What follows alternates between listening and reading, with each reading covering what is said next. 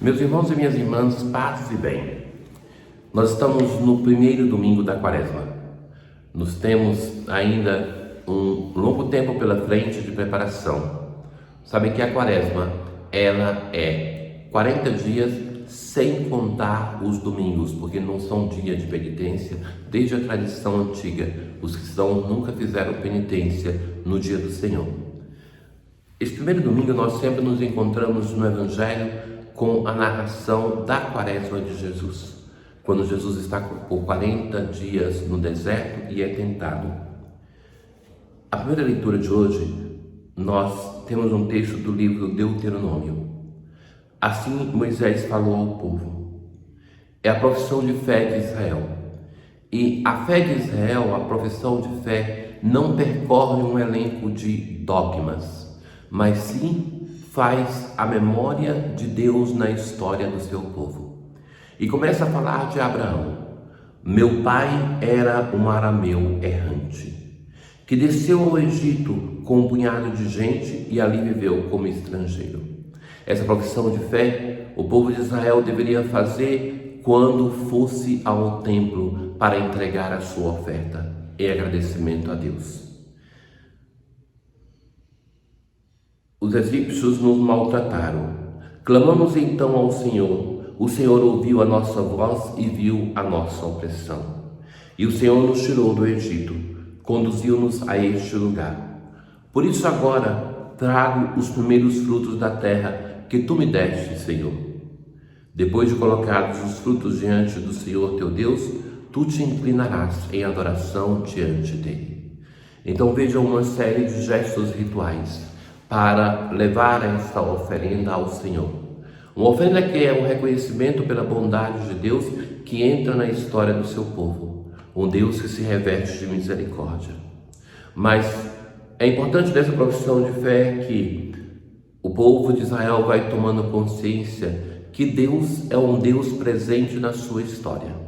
Que Deus não é e não pode ser um Deus verdadeiro se é somente uma experiência teórica de aproximação daquele que é o Altíssimo Senhor. Mas é preciso uma relação pessoal. A fé de Israel é uma fé histórica, assim também o é a fé cristã.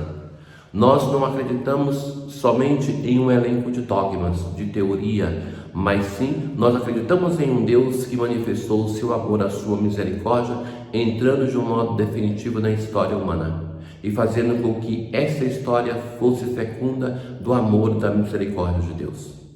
O nosso Deus, então, estabelece assim uma relação de amor com a humanidade. E nessa relação de amor, Deus manifesta-se sempre fiel. E por isso, em reconhecimento a esta fidelidade, a este amor de Deus, o povo de Israel vai para oferecer os primeiros frutos daquela terra que o próprio Deus lhe concedeu. Na liturgia da Quaresma nós rezamos assim, que nós agradecemos ao Senhor porque nós damos a Ele os frutos da terra que Ele nos deu. Assim está fazendo o povo de Israel. Ele é possível chegar a esse momento de oferecer algo ao Senhor, porque antes de tudo Deus ofereceu para ele a terra e antes disso Deus se ofereceu ao seu povo. Em minhas dores, ó Senhor, permanecei junto de mim. Assim rezamos com o Salmo 90, o Salmo responsorial deste domingo. Quem habita ao abrigo do Altíssimo e vive à sombra do Senhor Onipotente. Então o salmista reconhece: sois meu refúgio e proteção. Nenhum mal há de chegar perto de mim, para em todos os caminhos te guardarem. O Senhor, então, coloca os seus anjos ao nosso redor. Ao invocar-me, assim diz o Senhor, hei de ouvi-lo e atendê-lo. A segunda leitura de hoje, da carta de São Paulo aos Romanos, o apóstolo vai dizer assim: a palavra está muito perto de ti. A palavra da fé que nós pregamos está na tua boca e no teu coração. Então, que essa palavra, ela é a palavra proclamada, é a palavra que se manifesta através da fé que é anunciada e que através da vivência, da pregação, se torna salvação. Alcança a justiça, e dizer a justiça é dizer uma outra palavra para a salvação de Deus. De fato, todo aquele que invocar o nome do Senhor será salvo. Hoje, no Evangelho, nós, como dizíamos, nos encontramos com Jesus que está no deserto. E de fato é narrado por todos os sinóticos, e nós devemos perceber em cada vez, em cada evangelista, as diferenças que acontecem na narração de um modo intencional, para que o evangelista nos transmita, sim, algo próprio. Veja que Jesus foi batizado, foi esse o texto que nós escutamos no dia do batismo do Senhor. E então Jesus, cheio do Espírito Santo, depois do batismo, voltou do Jordão. E no deserto, ele era guiado pelo Espírito.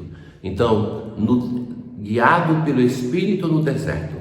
O deserto é o local aonde Deus leva o seu povo para duas experiências. Para colocar o povo à prova, para ver até que ponto ele tinha fé. E isso acontece também com Jesus. E é o local onde Deus manifesta o seu amor para com o povo de Israel. Então, também, na vitória de Jesus sobre as tentações, nós temos sim a ação do Pai que está com o seu filho para que ele não caia em tentação. Então, a experiência de deserto, a experiência de ser tentado, mostra que Jesus viveu a nossa humanidade de um modo radical.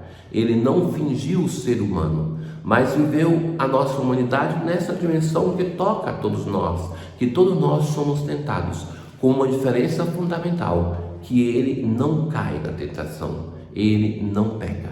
Então, igual a nós, semelhante a nós em tudo, menos no pecado. Então, Lucas vai dizer assim, que no deserto, ali ele foi tentado pelo diabo durante 40 dias. Em Mateus, a tentação aparece somente ao final dos 40 dias. Mas o que são essas tentações? Como entender essas 3 tentações de Jesus?